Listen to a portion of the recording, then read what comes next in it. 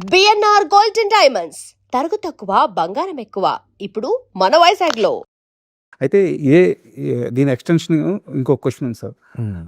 మీరు ఒక టైం పీరియడ్లో గౌరీ, దాని తర్వాత మహానంది కానీ ఒక మాస్ సినిమాల్ని ట్రై చేశారు. చిన్నోడు కూడా మాస్ సినిమాలు ట్రై చేశారు. యాక్చువల్గా గౌరీ మంచి హిట్, మహానంది ఓకే యావరేజ్గా గుడ్ మూవీ, అండ్ చిన్నోడు కూడా బ్యాడ్ మూవీ అయితే కాదు. బట్ ఆల్ ఆఫ్ సడన్గా మళ్ళీ క్లాస్ మూవీస్ అవి బిగ్గెస్ట్ హిట్స్ వచ్చినాయి మళ్ళీ.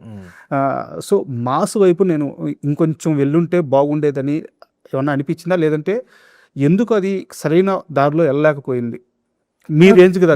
నాకు అవకాశాలు రాలేదండి. నాకు అలాంటి అవకాశం వస్తే, నాకు గౌరీ లాంటి అవకాశం వచ్చుంటే సార్ నేను డెఫినెట్గా ఓకే చేసేవాడిని. నాకు ఎందుకో నాకు నచ్చిన యాక్షన్ సినిమాలు, నచ్చిన మాస్ సినిమాలు నాకు దాని తర్వాత నాకు రాలేదు సార్. చాలా వచ్చినాయి, కానీ అది నాకు కథ నచ్చలేదు, ఏదో మీడియాకర్గా ఉందని అనిపించి నేను ఓకే చేయలేదు. ప్యారలల్గా నాకు క్లాస్ సినిమాలు నాకు బాగా నచ్చినాయి ఇది సబ్జెక్ట్లో, అదే టైంలో, అదే క్రమంలో.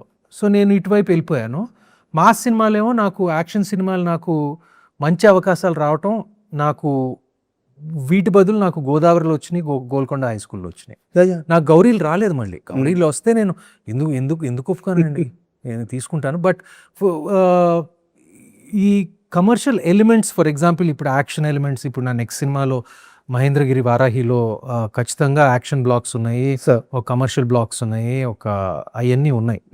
సో అది ఓకే చేశాను.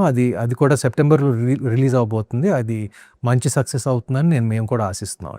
అయితే ఇక్కడ నాకు చిన్న డౌట్, మీరు యాక్టింగ్ విషయంలో అంటే చాలా ఇన్స్టిట్యూట్కి వెళ్ళి ట్రైన్ అవ్వడం ఇలాంటి ఇలాంటి ప్రొసీజర్ జరగలేదు కదా? ఎందుకు అడుగుతున్నానంటే, యాక్చువల్గా ఒక మాస్ సబ్జెక్ట్స్ తీసుకొని అక్కడ హిట్స్ పడి తర్వాత వెంటనే ఒక క్లాస్ జానర్కి మారిపోయి అక్కడ హై లెవెల్ యాక్టింగ్ ఇవ్వడం అందరు హీరోలకి సాధ్యం అవ్వలేదు, ఇప్పటిదాకా అయ్యే పని కూడా కాదు. బట్ సుమంత్ కెరీర్లోనే ఆ మ్యాజిక్ జరిగింది. సో ఎలా బ్యాలెన్స్ చేశారు ఆ పీరియడ్ మీరు యాక్టింగ్ పరంగా? అంటే ఉన్న అవకాశాల్లో మంచి నేను సెలెక్ట్ చేసుకున్నాను. Okay, selection okay. ఆ క్యారెక్టర్లోకి ఇప్పుడు ఉదాహరణకు గోదావరి సినిమా చూస్తుంటే అసలు గోదావరి చాలా ఈజీగా వచ్చింది. అది యాక్టింగ్ లాగా ఉండదు, అసలు ఉండదు. నాకు అలాంటి క్యారెక్టర్స్ ప్లే చేయడం చాలా ఈజీ నాకు. ఓకే, ఇన్ఫాక్ట్ మాస్ క్యారెక్టరే వాటికి మనం ఇంకొంచెం కష్టపడాలి. నేను సార్ అంటే డాన్సులు రిహర్స్ చేయాలి, ఫైట్లు రిహర్స్ చేయాలి, లైక్ ఫిజికల్గా కొంచెం అవన్నీ. తెలుగు బాగా మాట్లాడతాను, మాస్ డైలాగులు బాగా చెప్పగలను ఇవన్నీ. బట్ ఒక ఫిజికల్ స్ట్రెయిన్ అనేది ఉంటుంది, ఒక ఫిజికల్ ప్రిపరేషన్ ఉంటుంది. సో నాకు మంచి అవకాశాలు రాలేదు ఆ టైంలో.